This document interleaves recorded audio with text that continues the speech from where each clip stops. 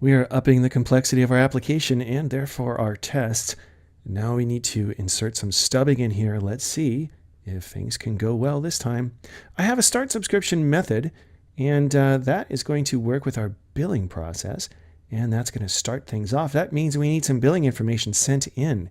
So I can send in the entire card here with this card information if I wanted to, or why do I need to do that if I'm not even talking to Stripe? What if I just sent in the number 1? Why would I do that? Well, I'll show you in just a couple seconds. Just remember that I set the value of the card here to the number 1. Now that we're sending billing information in on our test application, I have to be able to do something with it. So here, let's assert that we are sending in a subscription processor. I'll just call it billing. And that'll be sent in through the args. And then I'll create a little variable here that I can use down below. Well, now that we have that, we can go all the way down here to our start subscription method, and I can just say billing.createSubscription, and I'll pass it off some information, and then I'll just handle the callback.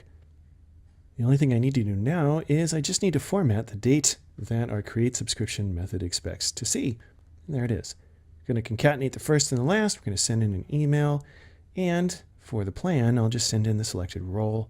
And the card, remember that card value is a 1, I'll just send that along too. Then I will pop this into the async series call right above the approve application. It's going to be just about the last thing I do. I want to be sure that I can start the subscription before everything is considered a success. All right, well, back in our tests, let's require the new billing module.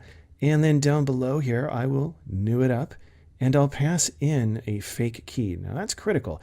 If I somehow screw up the stubbing, I don't want to accidentally call Stripe and have a ton of subscriptions created. Even if it is the test backend, it's kind of a pain in the butt to have, oh no, look at that, 50 brand new subscriptions. So that is going to be the way that I new up our billing process. Then I'm going to stub it, and I'm just going to give it the billing instance and say create subscription, and I'm simply going to return ID XYZ as our brand new subscription ID. Last thing I need to do is just pass it along here as an argument to our review process. And while I'm in here, let's make this look a little bit better. I'm going to drop this down so we can read it, and finally I'm going to take care of that weird indentation that I had for the spies. Okay, well, all of that went kind of fast. Let's take a minute and review.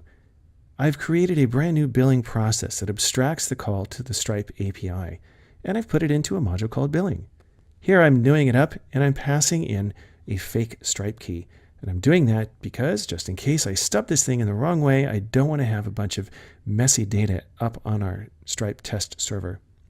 Next, I am stubbing the billing instance here. I'm stubbing the create subscription method, and I'm having it yield. In other words, when the callback goes off, I'm having null and then an object with ID equal to XYZ returned to me. And then finally, I'm passing that billing instance to the review process so it can be used. All right, well, I forgot to label this Stripe key, and now it actually looks correct. Let's give it a whirl and see if it'll work. And flipping over to our console, and look at that. You know, I have to say, sometimes I'm pretty sure it's going to work. Other times, I just have no idea. And that time, it worked on the first shot. Good times, good times. Okay, let's add a test here and make sure that a subscription is returned, which it should be because async should tack on the result right in our return object. So running our tests, and yes, there it is. Man, that's a good feeling when everything works as expected. Okay, well, the last thing I need to do is let's come up here, and instead of using ID of XYZ, let's return our good Stripe response. Remember, I want to work with solid test data because I might be using this later on. So I'll just return helpers.goodStripe response, and it still works just fine.